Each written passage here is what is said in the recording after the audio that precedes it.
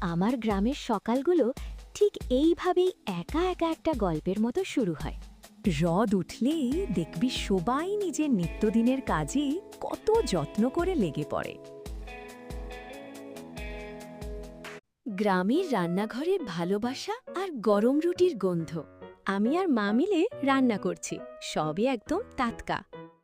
মশালা কষানো থেকে রুটি বেলা, প্রতিটি মুহূর্ত যেন একটা উৎসব। বাচ্চাদের হাসি খুশি আর বাড়ির বড় মানুষদের আশীর্বাদ নিয়ে একাল। এই দেখুন, এর মধ্যে থাকে কত ভালোবাসা। সকাল থেকে রান্নাঘরে আমাদের পুজো শুরু হয়ে যায়, প্রতিটি মশলায় থাকে যত্ন। আর পুরো পরিবার যখন একসাথে বসে খায়, তখন মনে হয় দুনিয়ার সব সুখ এখানে। মাটির সাথে আমাদের বাঁধন অন্যরকম। বিকেলের মিষ্টি রোদের মধ্যে কাজের আনন্দই আলাদা।